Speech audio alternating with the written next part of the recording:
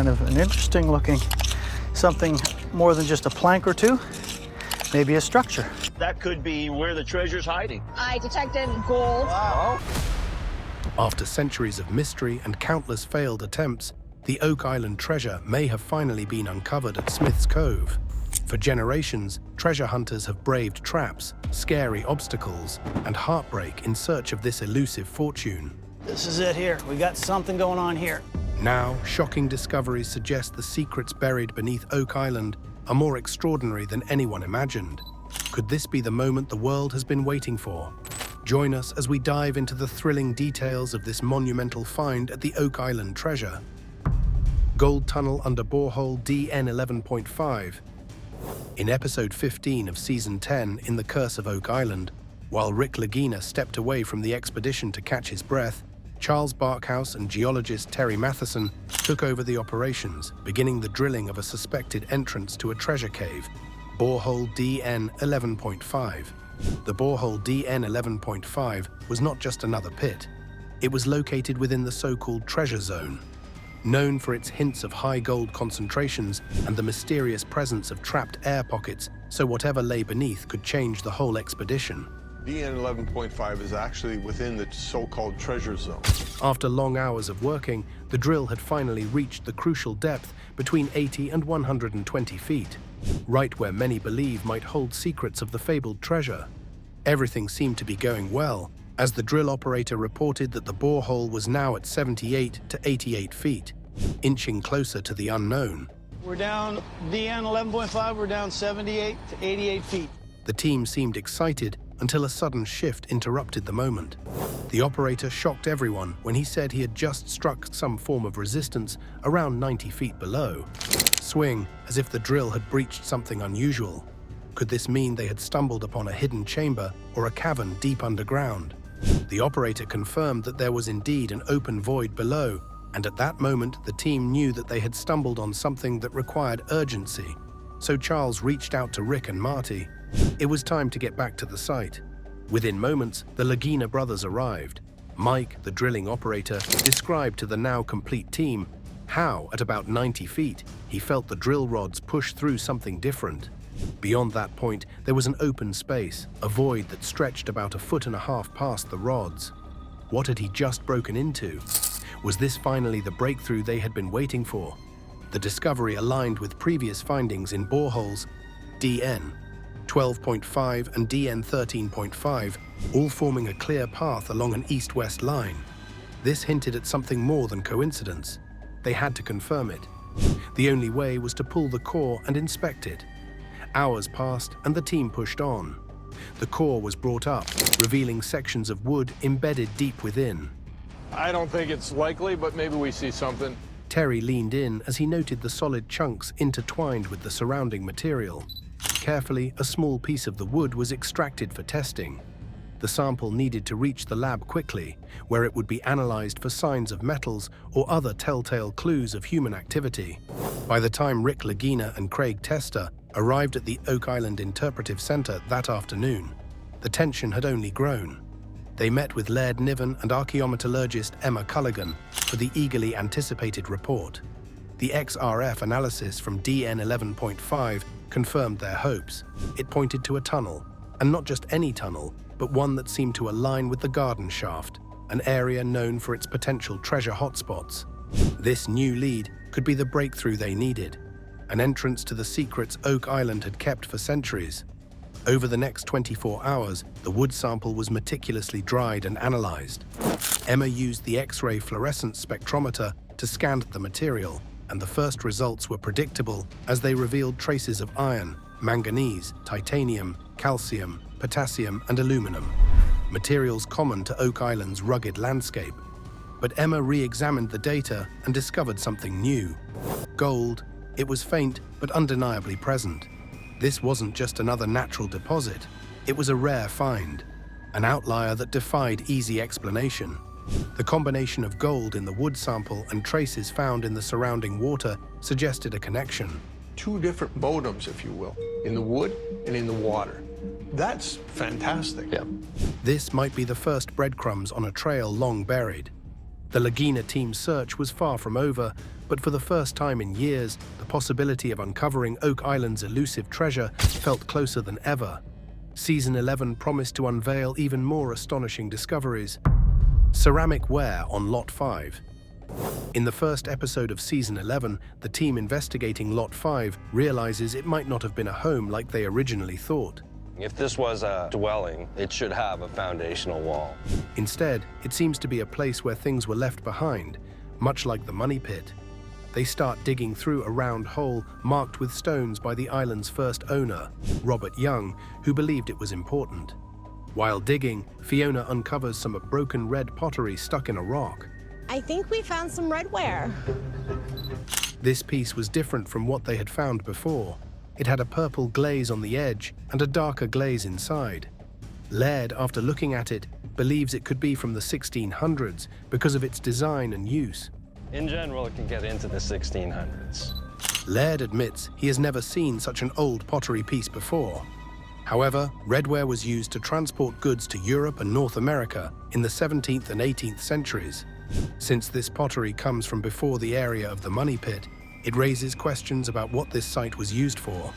The redware discovery suggests that, even though Lot 5 had been abandoned for years, it may have been a place where people lived before the 1760s. People settling here, and it happened before the discovery of the money pit.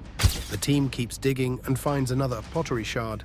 This one is thicker than the first one.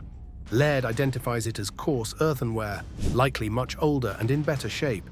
It won't be easy to piece together the full story of what happened on Lot 5, but the team was determined to uncover every clue. With a metal detector in hand and unwavering determination, what will the Laguna team find? Will it bring them closer to the truth or send them down a new path? Let's find out. Lot 5 coin collection.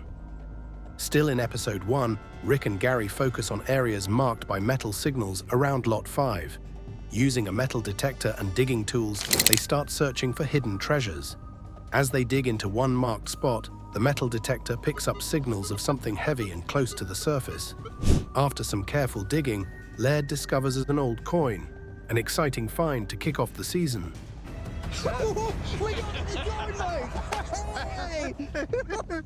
The coin's texture and appearance remind Laird of a Roman coin found nearby a few years ago. It looks hand-forged with a hammer. Not long after, another coin is found nearby, in a different flagged spot. Excited by the discovery, Rick calls his brother Marty to join them. After some more digging, Rick finds a third coin similar in design to the first two. All three coins seem to share the same hand-hammered ancient look. The coins are taken to Laird and Emma for analysis. Using XRF and CT scans, the first coin is found to contain mostly copper and silver, unlike the tin and lead used in Roman coins, proving it isn't Roman, but still very old. It's 94% copper with about 5% silver. Copper and silver. Yeah. The second coin contains copper, silicon, lead, and tin, matching ancient Roman coins, possibly linked to the Knights Templar or early treasure seekers. The third coin shows signs of a woven pattern and is made of brass.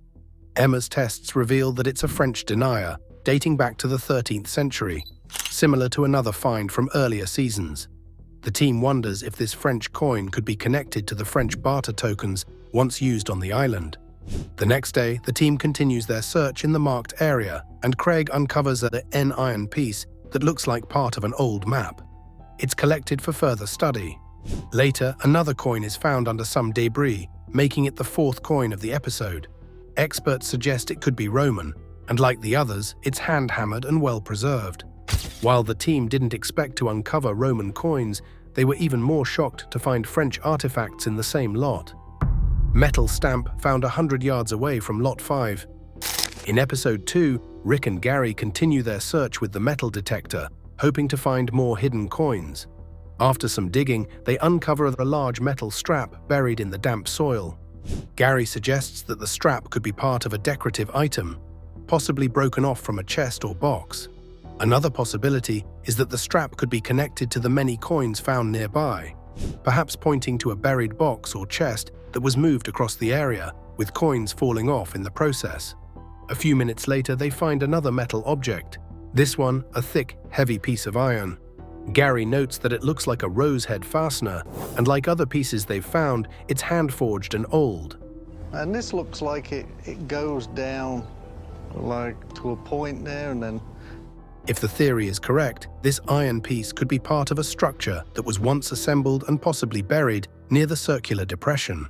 The team wonders why so many metal objects are showing up, especially since iron was valuable in the past. They take their findings to blacksmith expert Carmen Legge. He suggests that the iron piece could have been used as a chisel for mining or tunneling.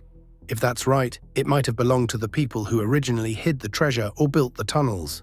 Carmen explains that the iron piece has worn down over time and should have been about a foot long originally to serve its purpose. As for the strap, Carmen believes it was likely decorative and tied around a chest or box, mostly used by the French centuries ago. This discovery shifts the theory, suggesting that the French might have been on the island long before the English arrived. The French could have explored the island, using it as a stopover for ships. Later, the English, following the conception, might have found it, with Sir William Phipps's name tied to its history. The analysis also supports the idea that the French had a presence on the island. This isn't just a guess, as there are other French artifacts, like the LED cross found on the island. Jack also speculates that the strap could be part of a hatch and that the presence of French artifacts aligns with Zena Halpern's discovery of maps from the 12th and 14th centuries, which connect the island to the Knights Templar. If the Knights Templar did hide treasure on the island, they would have likely done so underground, creating a maze of tunnels to protect it. The Oak Island team may have just uncovered something that could lead them to the hidden treasure vault on Lot 5. Wood chunks in Borehole D5 and 26.5. Wood is often used for doors and sometimes for pillars in buildings. When pieces of it are found deep in the ground, far out of sight, it raises questions about what it was originally used for. In the second episode of Season 11, while continuing their drilling work at the money pit, the team makes an important find on the east side of the garden shaft. The drilling had initially been aimed at uncovering a tunnel, a structure, or hidden treasure. But it didn't show much until the hole reached a depth of 98 to 108 feet. This depth was believed to be where a tunnel might be located. Just like in Borehole DN 11.5, at 108 feet, the team uncovered a medium-sized piece of wood among the debris, suggesting they were getting closer to a wooden structure, likely a tunnel beneath the drill site. When they drilled an inch further, they found another piece of wood, confirming the first find was not a mistake. Now the team wonders if the wood pieces come from the same structure or if another tunnel is hidden nearby.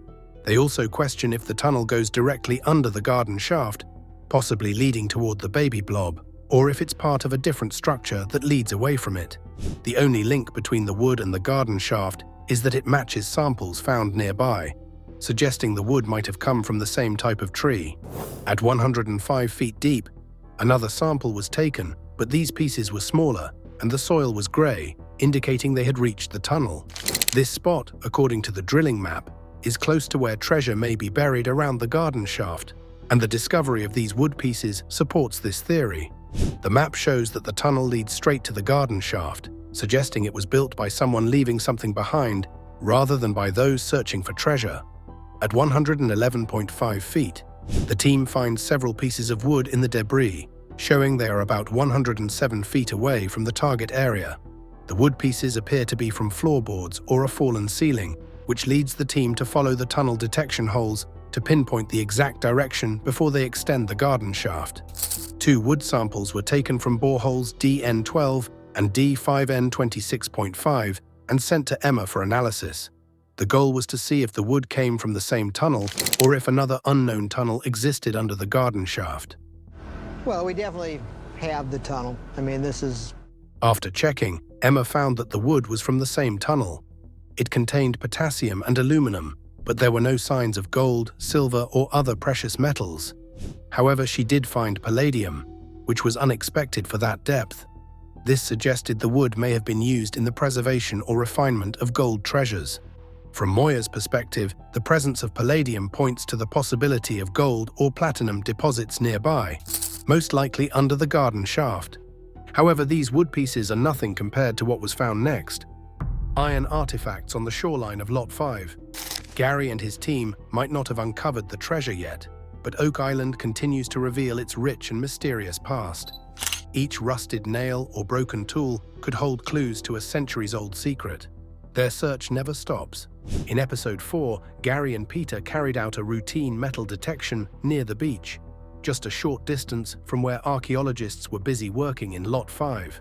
They focused on specific areas flagged for high metal content, aiming to uncover meaningful clues.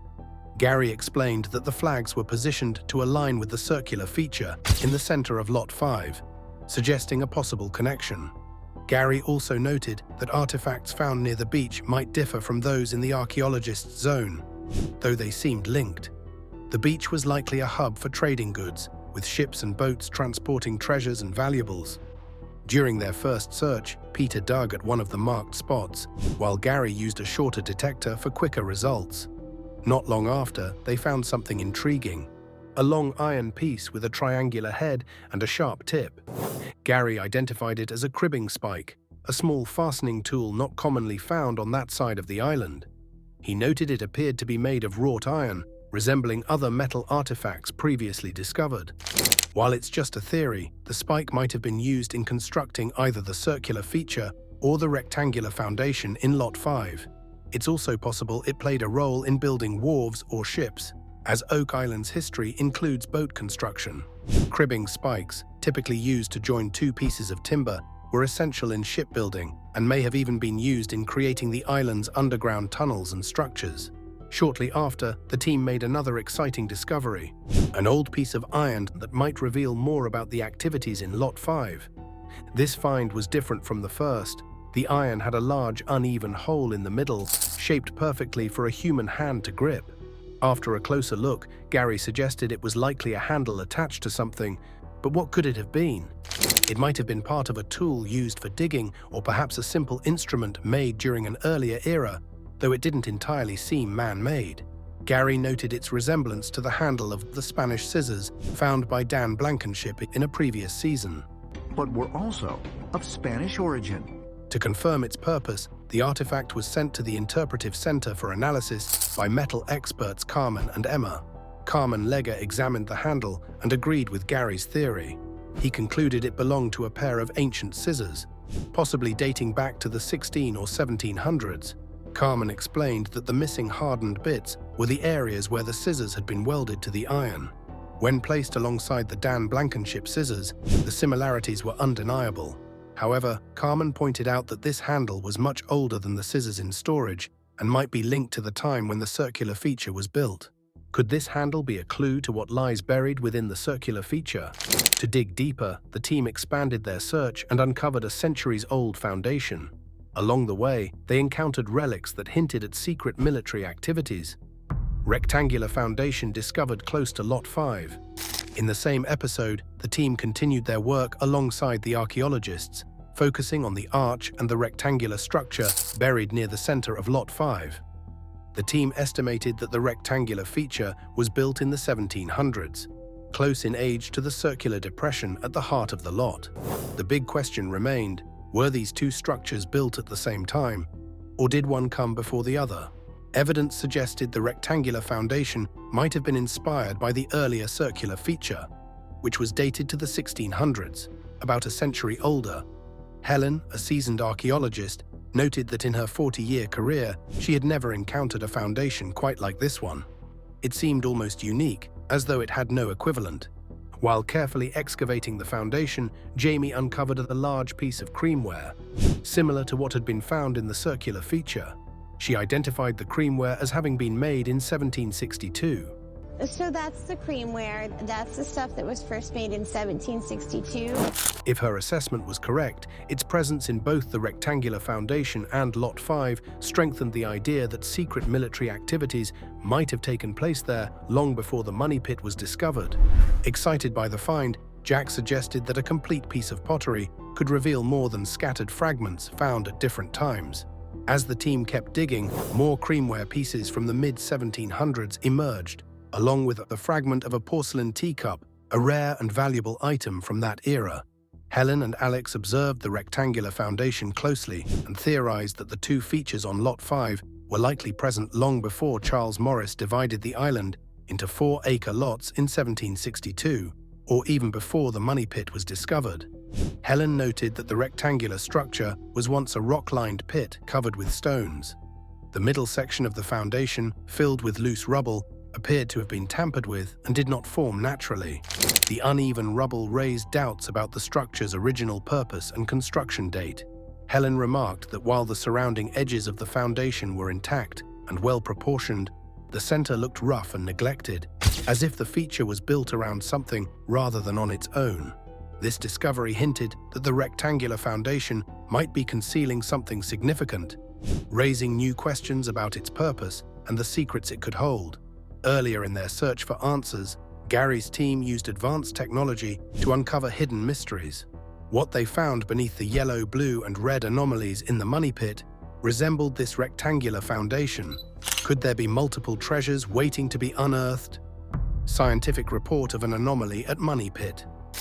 2 years ago, the Oak Island team turned to Ideon Technologies for help gathering detailed information about the Money Pit area. Using a method called muon tomography, Ideon provided more precise reports on underground activity.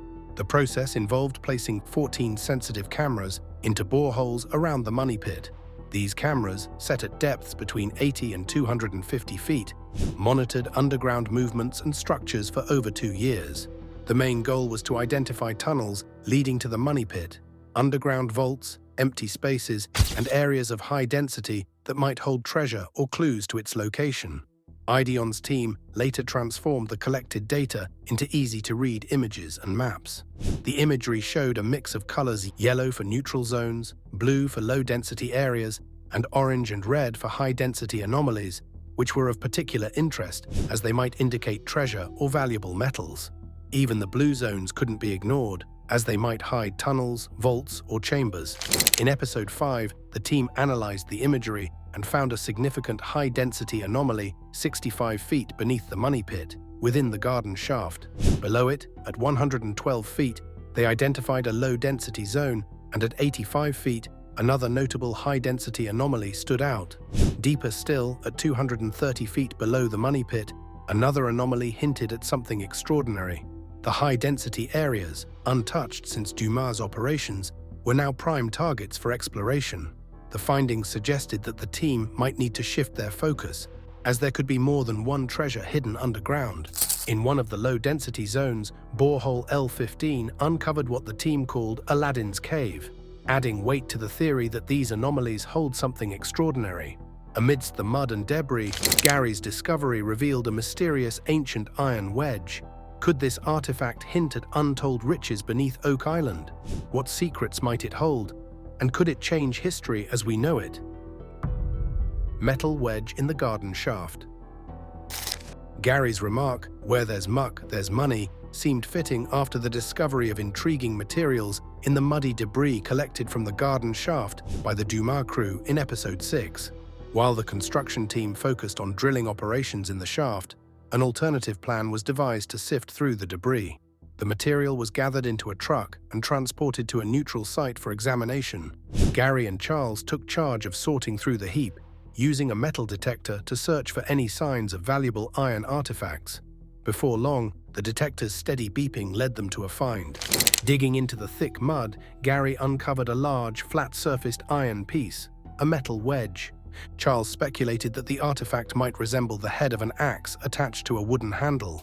If true, this wedge could have been part of a tool, possibly an axe or hoe, used for digging through soil or shaping tunnels and structures. Finding such an item 80 feet below ground is a rare occurrence, making the discovery even more remarkable. The team suspects the wedge might date back to the original depositors of Oak Island's treasure, around 1735. To confirm its origins, the artifact was carefully sealed and sent to the Interpretive Center for further analysis. After sending the clue that they just discovered in the garden shaft for analysis, Rick and Gary headed back to Lot 5, where they discovered a clue that indicated that military operations were once carried out on the island. Bag seal discovered in Lot 5. Finding several Roman coins near the circular depression was enough motivation to make Rick and Gary go back to Lot 5 to continue their search for more historical artifacts. And in Episode 5, their persistence paid off with an intriguing discovery. A thick, heavy object, caked in mud, that appeared to be an ancient coin. Oh, it's an old coin. It looks like a really old coin, mate. Upon taking it to the interpretive centre, Laird revealed it wasn't a coin at all. Instead, it was a lead bag seal, commonly used in Europe during the 13th century to secure goods. This marked the first bag seal unearthed on Lot 5, with the only other known seal previously found on Lot 32 in far worse condition. Laird explained that bag seals were made by pressing 2 lead circles together and stamping them.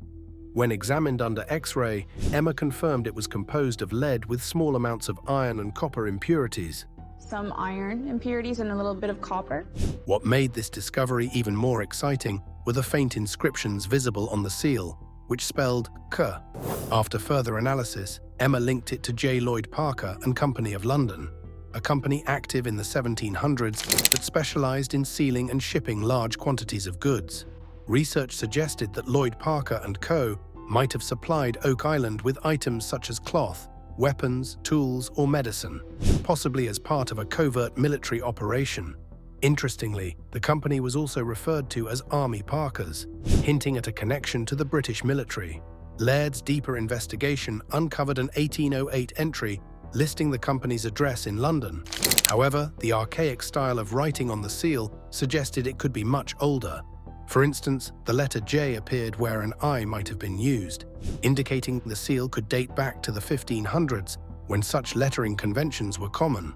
Marty proposed that the company could have operated between the 15 and 1800s, leaving a significant time gap for the seal to make its way to Oak Island. The big question remains: who brought it there? Was it part of a military supply run, or did it belong to the island's original depositors, aiding them in their mysterious mission? The seal raises as many questions as it answers, deepening the island's enigma. And that's all for today. Thanks for watching.